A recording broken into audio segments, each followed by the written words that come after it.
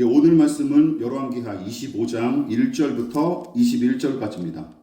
오늘 말씀은 열왕기하 25장 1절부터 21절 말씀까지 제가 가진 성경으로 구약 성경 606쪽, 607쪽 정도 됩니다. 구약 성경 열왕기하 25장 1절부터 21절 말씀까지 찾으신 줄 알고 저와 여러분이 한 절씩 번갈아 가면서 교독하고 마지막 절은 합독하도록 하겠습니다. 제가 먼저 봉독합니다. 시드기야 제9년 열째 달 11일에 바벨론의 왕 느부갓네살이 그의 모든 군대를 거느리고 예루살렘을 치러 올라와서 그 성에 대하여 진을 치고 주위에 토성을 쌓으며 그 성이 시드기야 왕 제11년까지 포위되었더라. 그해 넷째 달 9일에 성중에 기근이 심하여 그 땅 백성의 양식이 떨어졌더라. 그 성벽이 파괴되매 모든 군사가 밤중에 그 두 성벽 사이 망의 동산 견문길로 도망하여 갈대아인들이 그 성읍을 에워쌌으므로 그가 아라바 길로 가더니 갈대아 군대가 그 왕을 뒤쫓아가서 여리고 평지에서 그를 따라잡으매 왕의 모든 군대가 그를 떠나 흩어진지라. 그들이 왕을 사로잡아 그를 리블라에 있는 바벨론 왕에게로 끌고 가니 그들이 그를 신문하니라. 그들이 시드기야의 아들들을 그의 눈앞에서 죽이고 시드기야의 두 눈을 빼고 놋사슬로 그를 결박하여 바벨론으로 끌고 갔더라. 바벨론 왕 느부갓네살의 19째 해 5월 7일에 바벨론 왕의 신부 사위점이 예루살렘에 이르러 여호와의 성전과 왕궁을 불사르고 예루살렘의 모든 집을 귀인의 집까지 불살랐으며 시드자님에 속한 갈대아 온 군대가 예루살렘 주위의 성벽을 헐었으며 성중에 남아있는 백성과 바벨론 왕에게 항복한 자들과 무리 중 남은 자는 시위대장 느부사라단이 모두 사로잡아 가고 시위대장이 그 땅에 비천한 자를 남겨두어 포도원을 다스리는 자와 농부가 되게 하였더라. 갈대아 사람이 또 여호와의 성전의 두 놋기둥과 받침들과 여호와의 성전의 놋바다를 깨뜨려 그 놋을 바벨론으로 가져가고 또 가마들과 부삽들과 부지개들과 숟가락들과 섬길 때 쓰는 모든 그릇을 다 가져갔으며 시위대장이 또 불 옮기는 그릇들과 주발들 곧 금으로 만든 것이나 은으로 만든 것이나 모두 가져갔으며 또 솔로몬이 여호와의 성전을 위하여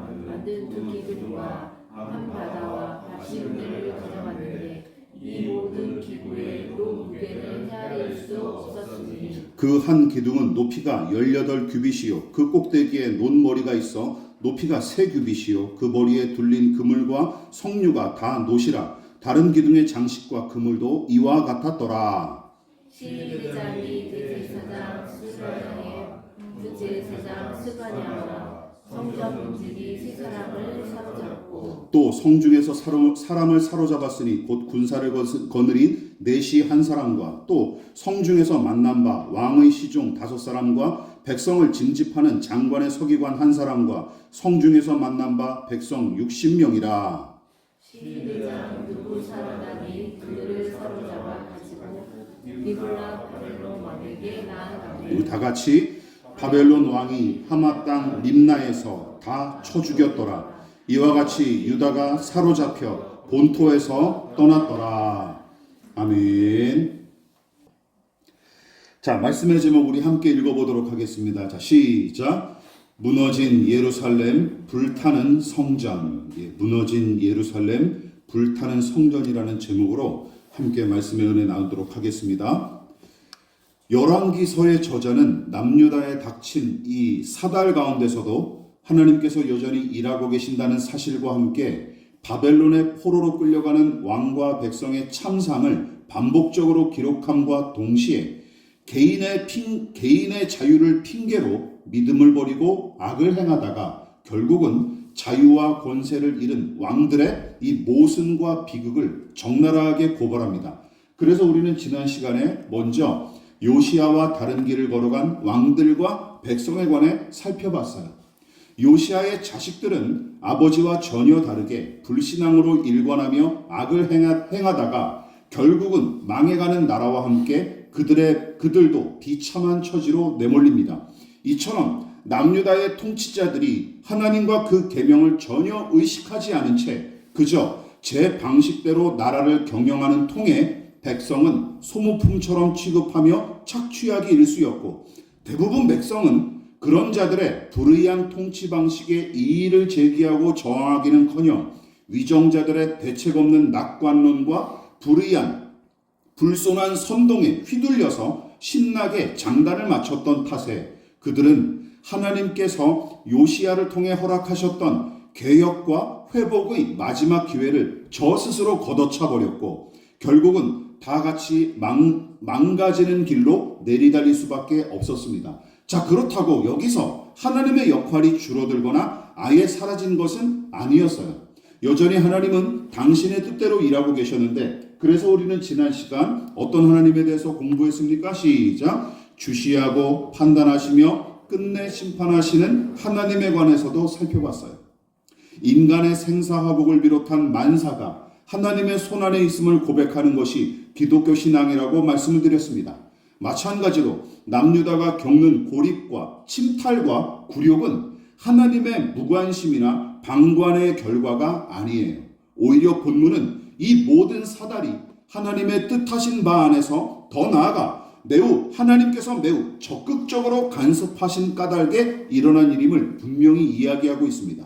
바로 그 하나님이 모세가 만난 질투하시는 하나님이고, 더 나아가 본문은 남유다의 쇠락과 멸망을 허락하고 주관하시는 주체가 하나님이심을 분명히 강조하고 있습니다. 어쨌든 올바른 신념과 고결한 가치를 우습게 여기고 맹목적으로 이익과 안락을 추구했던 개인과 집단의 말로가 항상 이러했습니다. 이처럼 하나님은 우리에게 그저 좋은 것만 베푸시고 마냥 즐겁게 해주시는 치어리더가 아니십니다. 죄악과 불의를 외면하지 않으시고 내내 주시하시며 오래 참으시다가 마침내 징계하고 심판하심으로써 일하시는 분임을 우리는 명심해야 할 것입니다. 그리고 오늘 살펴볼 내용도 지난 설교와 크게 다르지 않습니다. 열왕기하의 마지막 장인 25장에 이르러서도 남유다의 형편이 조금씩 나아지기는커녕 도리어 바벨론 제국의 본격적인 침략으로 쑥대밭이 되고 영원한 도성으로 남을 줄 알았던 예루살렘과 성전마저 파괴되는, 붕괴되는 비극을 맞이합니다. 자, 그렇다면 이 이야기는 우리에게 어떤 교훈을 주는지 함께 살펴보도록 하겠습니다. 크게 두 가지로 나누어서 오늘 내용을 살펴볼게요. 자, 첫 번째, 우리 같이 한번 읽어볼까요? 자, 시작! 끝까지 기회를 주신 하나님, 끝까지 돌이키시하는 왕과 백성. 자, 잘 들어보십시오.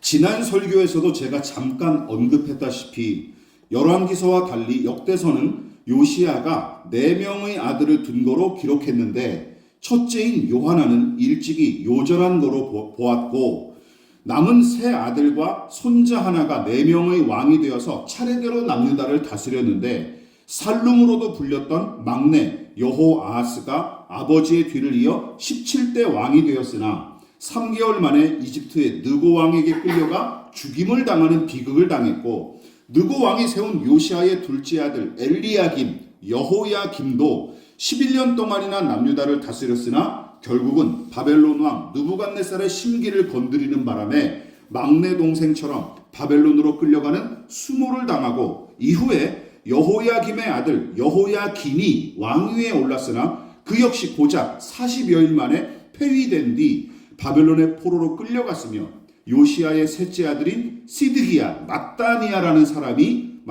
남유다의 마지막 왕으로 등극하죠. 하지만 그 역시 재위 기간 중에 바벨론을 배신한 대가로 자식들이 죄다 처형당함과 동시에 그는 두 눈이 뽑힌 채로 쇠사슬에 매어서 바벨론으로 끌려가서 거기서 옥에 갇힌 채로 인생을 마감합니다. 그 내용이 예레미야 52장에 기록되어 있어요. 그러나 오해하지 마십시오.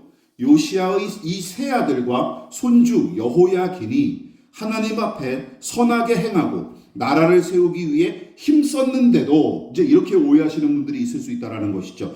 하나님께서 심판하시기로 미리 정해 놓으셨던 까닭에 돌이킬 수 없었던 게 아닙니다. 그 부분은 우리가 오해하지 마시자라는 것이죠. 요시야 이후로 왕위에 오른 자들은 왕의 직분을 충실히 감당하기는커녕 두 가지 노릇을 했죠. 무기력하게 강대국의 허수아비 노릇했을 뿐만 아니라 제대로 된 정치적 판단은 고사하고 실정을 일삼다가 더 큰 화를 불러일으키기 일쑤였습니다. 이것이 이제 그들의 패착이었던 것이죠. 무엇보다 열왕기서는 이 사람들을 어떻게 판단했어요? 하나님 보시기에 악을 행한 왕들로 평가했고, 특히 역대서는 마지막 왕인 시드기야가 하나님 앞에 내내 완악한 태도로 일관했던 행태를 좀 더 상세하게 설명하면서 신랄하게 비판을 했습니다. 역대하 36장을 같이 한번 읽어볼까요? 길지만 같이 한번 읽어보겠습니다. 자, 시작.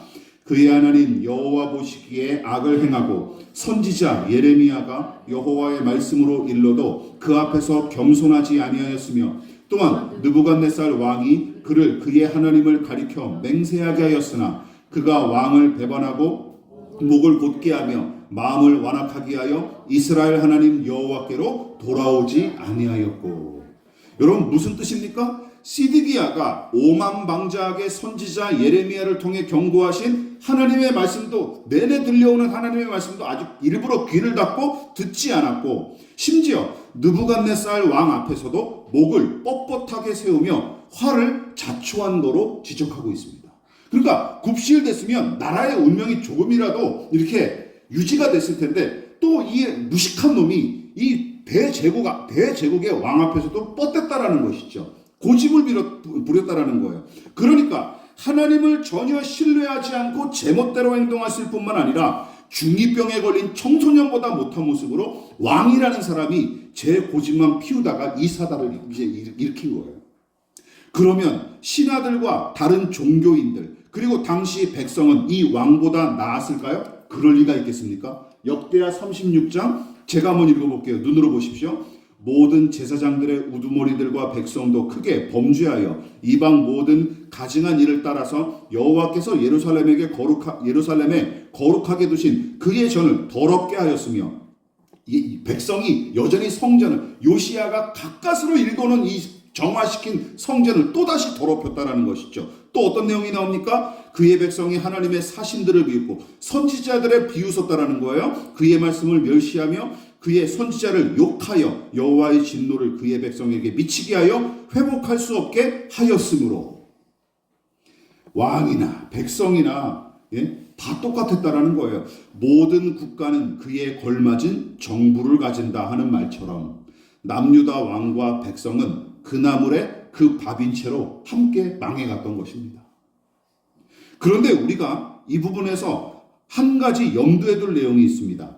남유다의 멸망이 끝끝내 돌이키지 않았던 왕과 백성의 합작품이기도 하지만, 다른 한편으로는 멸망하기 직전까지 그들을 돌이키기 위해서, 말씀을 보십시오. 하나님께서 계속해서 사신들, 당신의 종들을 보내어 매번 경고하셨던 것을 생각해 보십시오. 그러니까 그냥 흘러가는 대로 내버려 두시지는 않았다라는 거예요. 끝까지 브레이크를 걸도록 선지자들을 보내셨는데 이놈들이 전혀 듣지 않았다는 것이죠. 그러니까 위에서 언급했던 이 말씀들을 다른 식으로 표현하자면, 남유다의 왕들과 백성이 잘못을 뉘우치고 겸손히 회개했다면, 선지자들이 전한 하나님의 말씀에 귀를 기울이고 하나님의 백성답게 그 뜻에 다시금 순종했더라면, 또한 요시야가 읽어놓았던 종교개혁의 유산을 소중히 여겨서 그것을 계승하기 위해 힘썼더라면, 하나님께서는 얼마든지 징계와 심판을 미루시거나 아예 취소했을지도 모릅니다. 믿으십니까? 충분히 그랬을 거예요. 그 증거가 무엇입니까? 이것이요. 여러분, 요시야가 다스리던 시기에 하나님께서 훌다 선지자를 통해 심판하시겠다고 경고하셨죠. 그런데 어떻게 했습니까? 그 말씀 앞에 납작 엎드렸던 요시야를 보시고 어떤 말씀을 내리세요? 내가 이곳에 내리기로 한 모든 재앙을 내가 죽을 때까지 내리지 않겠다 하며 약속하셨던 일을 떠올려 보십시오. 이런 사례가 성경에 종종 등장합니다. 심히 타락했던 소돔과 고모라를 심판하기로 작정하셨으나 아브라함의 기도와 그의 조카 롯 일가 때문에 얼마간 미루셨던 일, 창세기 18장. 출애굽 백성이 만날 원망과 불평을 토로하면서 당신을 대적하는 그들을 당장 멸하려 하셨으나 모세의 기도로 진노를 푸시고 다시 그들에게 은혜를 베푸셨던 일. 출애굽기 16장, 민수기 21장. 여러 민족을 짓밟고 괴롭힌 니느웨의 악을 심판하기로 작정하셨으나 요나 선지자의 메시지를 듣고 회개한 니느웨 왕과 백성에게 자비를 베푸신 일. 요나서 3장. 여러분, 이처럼 개인과 집단이 지속적으로 악을 행하고 불의를 저지를지라도 하나님께서는 마지막까지 그들에게 돌이킬 기회를 제공하셨을 뿐만 아니라 만일 돌이켜 회개하면 얼마든지 품으시고 다시 살 길을 열어주셨습니다. 이게 성경의 내용이에요. 못된 자식을 끝까지 포기하지 않고 붙드는 부모의 심정이 그러하죠. 그렇지 않습니까? 그리고 그것이 하나님의 마음입니다. 믿으십니까? 이게 하나님의 마음이라는 것이죠. 훗날 하나님께서 에스겔 선지자를 통해 바벨론 포로로 끌려갔던 이스라엘 백성을 향해 한탄하며 말씀하신 내용에 바로 그 하나님의 심정이 잘 드러났어요. 길지만 중요하니까 같이 한번 읽어보도록 하겠습니다. 에스겔서 18장 21절로 23절 말씀 같이 읽어볼게요. 시작. 그러나 악인이 만일 그가 행한 모든 죄에서 돌이켜 떠나 내 모든 율례를 지키고 정의와 공의를 행하면 반드시 살고 죽지 아니할 것이라. 그 범죄한 것이 하나도 기억함이 되지 아니하리니 그가 행한 공의로 살리라. 주 여호와의 말씀이니라. 내가 어찌 악인이 죽는 것을 조금인들 기뻐하랴. 그가 돌이켜 그 길에서 떠나 사는 것을 어찌 기뻐하지 아니하겠느냐. 여러분, 마지막 구절이 마음을 울리지 않습니까? 악인이 죽는 것을 내가 조금이라도 기뻐하겠느냐. 하나님은 죄인이 심판을 당한다고 박수 치시는 분이 아닙니다. 믿으십니까? 박수 치시는 분이 아니에요. 왜냐? 당신의 피조물이시니까. 다들 당신의 피조물이니까. 오히려 악인이 자신의 모든 길에서 돌이켜 사는 것을 내가 참으로 기뻐하지 않겠느냐. 여러분, 에스겔서가 들려주는 하나님의 아버지 마음을 간단 명료하게 표현한 인물이 바로 사도 바울이에요. 여러분, 바울이 디모데에게 쓴 편지를 보십시오. 같이 읽어볼까요? 시작. 하나님은 모든 사람이 구원을 받으며 진리를 아는 데에 이르기를 원하시느니라. 아멘이십니까? 여러분, 이것이 하나님의 본심이십니다. 그래서 우리는 열왕기하 25장에 나타난 이 끔찍한 비극 중에서도 하나님의 자비와 긍휼을 읽어낼 수 있어야 됩니다. 믿으십니까? 기억하십시오. 하나님께서는 남유다 백성과 왕들이 돌이켜 회개하고 제자리를 찾게끔 기회를 베풀기 위해 끊임없이 당신의 종들을 보내셨으나 그들은 내내 목을 뻣뻣하게 세우며 제 소견에 옳은 대로 행하다가 끝내 망한 것입니다. 하나님이 방치하신 게 아니에요. 그러므로 하나님과 그분의 심판을 오해하지 마십시다.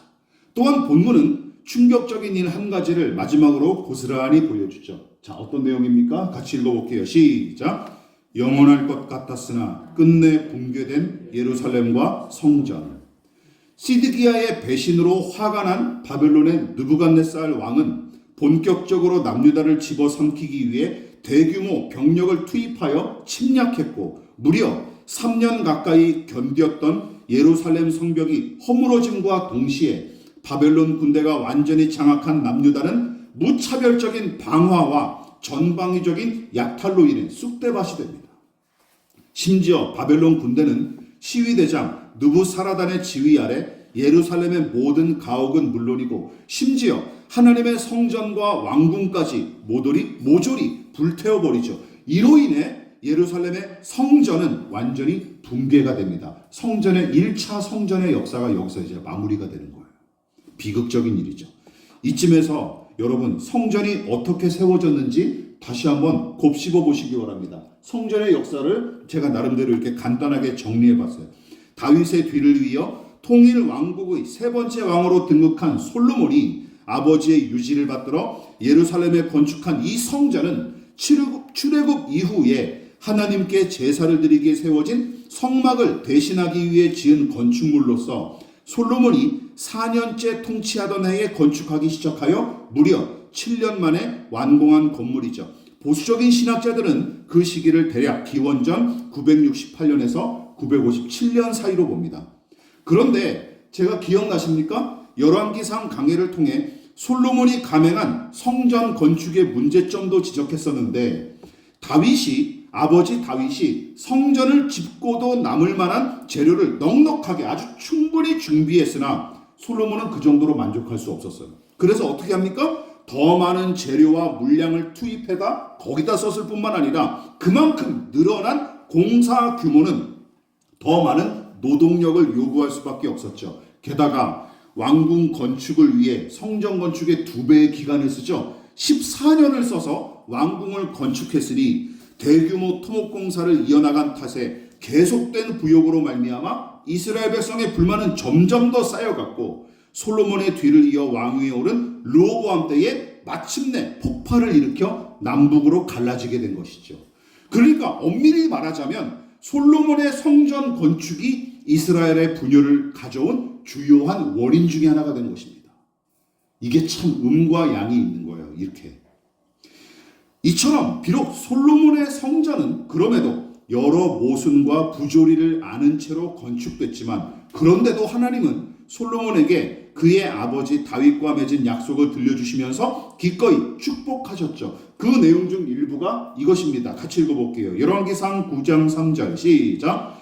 여호와께서 그에게 이르시되 내 기도와 내가 내 앞에서 간구한 바를 내가 들었은즉 나는 내가 건축한 이 성전을 거룩하게 구별하여 내 이름을 영원히 그곳에 두며 내 눈길과 내 마음이 항상 거기에 있으리니. 여러분, 성전은 어떤 의미를 지닌 곳입니까? 이렇게 정리해 볼 수 있어요.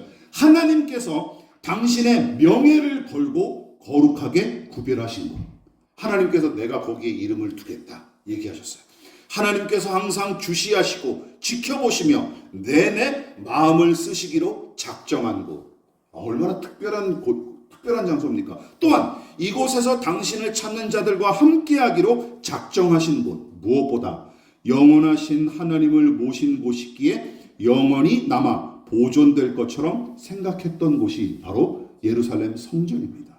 그렇지만 아이러니하게도 아수르와 이집트와 바벨론이 침략할 때마다 다른 어느 곳보다 먼저 유린당하는 곳이 하나님의 성전이었고, 결국은 본문에 기록된 바벨론 군대의 3차 침공으로 나라가 쑥대밭이 됨과 동시에 하나님의 성전도 완공된 지 370여 년 만에 붕괴가 됩니다.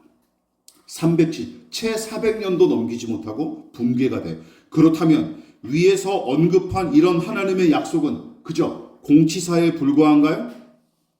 지난 설교에서 제가 지적했다시피 하나님의 일방적인 은혜로 맺어진 약속일지라도 엄연히 약속이기에 어느 한쪽이 어길 경우에는 반드시 단서 조항이 존재하기 마련입니다. 성전에 대한 이 약속도 마찬가지예요. 그래서 열왕기상 9장 7절은 이런 단서 조항을 붙였습니다. 같이 읽어볼게요. 시작. 내가 이스라엘을 내가 그들에게 준 땅에서 끊어버릴 것이요 내 이름을 위하여 내가 거룩하게 구별한 이 성전이라도 내 앞에서 던져버리리니 이스라엘은 모든 민족 가운데서 속담거리와 이야깃거리가 될 것이며. 이 예언이 실현된 내용이 바로 오늘 우리가 읽은 본문 열왕기하 25장입니다. 이 백성이 저지르는 계속된 죄악과 연이은 불의를 반드시 심판하실 텐데, 심지어 당신께서 거룩하게 구별하신 이 성전마저도 가차없이 던져버릴 거로 경고하신 말씀은 열왕기하 25장에 이르러 바벨론 군대의 침략을 통해 고스란히 성취가 됩니다. 우울한 예언의 내용이 성취가 된 것이죠. 혹시 2008년 10월 1일 저녁에 일어난 숭례문 방화 사건을 기억하십니까? 국보 1호인 숭례문이 어느 노인 한 사람의 방화로 인해 하룻밤새 문루 2층의 90% 그리고 1층의 10%가 소실됐던 사건인데, 불에 타 무너지는 숭례문을 온 국민이 생중계로 지켜보면서 심히 서글퍼했었습니다. 저도 마찬가지예요. 눈물이 나오더라고요. 이상하게. 저 숭례문 남대문을 전 서울 지나가다가 몇 번 본 것뿐이 아닌 몇 번밖에 못 봤는데 그런데도 이상하게 그 광경을 멍하니 TV 화면으로 지켜보는데 눈물이 나더라고요. 이상하게. 여러분 하물며 성전이 하나님의 성전이 불에 타서 붕괴되는 광경을 지켜봤을 남유다 백성의 심정은 어떠했을까요? 어떠했을까요? 정말 나라를 잃었구나라고 생각. 하나님이 우리를 떠나셨구나, 우리를 멸시하시는구나 라고 아주 확연하게 느꼈을 것입니다. 대부분 백성이 하나님을 등지고 불신앙에 사로잡혔을지언정 예루살렘 성전은 우리가 숭례문을 생각하는 것 이상으로 그들에게 훨씬 더 큰 가치와 의미였을 텐데 바벨론 군대의 침략으로 전소되는 성전을 그저 무기력하게 바라봤던 일은 남유다 백성에게 엄청난 상실감과 고통을 안겨줬을 것입니다. 이처럼 하나님의 성전이 붕괴된 일은 너무나 큰 문제였지만 더 큰 문제가 있습니다. 뭔지 아십니까? 포로로 끌려간 백성과 예루살렘에 남은 백성에게 그 문제가 남아있었던 것이죠. 무엇일까요? 하나님의 성전이 불에 타고 완전히 무너졌으니 하나님도 그 성전과 함께 망가지고 패배하신 것처럼 여겼던 작자들이 적지 않았습니다. 우리가 망했으니 하나님도 망하셨겠구나 이렇게 생각했던 것이죠. 그래서 신실하게 하나님을 따랐던 사람들마저 깊은 회의감에 사로잡히기 쉬웠고 포로로 끌려간 사람들이나 남은 자들 대부분은 그저 오늘을 살아내기에만 급급했을 따름입니다. 물론 나라가 망하지 않고 성전도 무너지지 않았으면 좋았겠지만 하나님께서 남유다를 심판하시면서 성전마저 무너뜨리신 이유는 분명합니다. 여러분 예레미야 선지자가 망해가는 남유다 백성에게 외쳤던 메시지를 우리가 유심히 한번 살펴보시기 바랍니다. 길지만 아주 중요한 말씀이기 때문에 우리가 한번 같이 천천히 또박또박 읽어볼게요. 예레미야 7장 4절입니다. 여호야김 때 아마 이 예레미야가 외쳤던 메시지일 거예요. 같이 읽어보겠습니다. 시작. 너희는 이것이 여호와의 성전이라 여호와의 성전이라 여호와의 성전이라 하는 거짓말을 믿지 마라. 너희가 만일 길과 행위를 참으로 바르게 하여 이웃들 사이에 정의를 행하며 이방인과 고아와 과부를 압제하지 아니하며 무죄한 자의 죄를 이곳에서 흘리지 아니하며 다른 신들 뒤를 따라 화를 자초하지 아니하며 내가 너희를 이곳에 살게 하리니 곧 너희 조상에게 영원 무궁토록 준 땅이니이다. 여러분 4절 이 여호와의 성전이라는 구절이 인상적인데 쉬운 말로 풀이하면 다음과 같습니다. 현대인의 성경이 잘 표현했어요. 너희는 성전이 이곳에 있으므로 안전할 것이라는 거짓말을 믿지 마라. 이거예요. 여기 우리에게는 하나님의 성전이 있으니까 우리 이 하나님의 성전도 영원 무궁토록 보존될 것이고 하나님의 성전이 위치한 예루살렘도 영원할 것이다. 선지자들이 그 당시 종교인들이 이렇게 가르쳤다라는 거예요. 대중들에게. 예레미야 선지자가 뭐라 그래요? 그런 거짓말을 믿지 마라. 그런 거짓말을 믿지 마라. 성전을 건축하고 유지하는 것보다 더 중요한 게 있다고 예레미야 선지자는 그 당시 홀로 외치고 다녔습니다. 뭐라고요? 너희 길과 행위를 바르게 하고 정의를 행하는 것. 이방인과 고아와 과부를 존중하는 것. 약자를 존중하는 것. 무고한 자를 해코지하지 않고 이웃과 평화롭게 지내는 것. 다른 신을 섬기지 않고 오직 하나님만 따르는 것. 이것이 성전보다 더 중요하다라고 이야기하는 것입니다. 믿으십니까? 저는 이 내용을 다음과 같이 나름대로 이렇게 해석을 했습니다.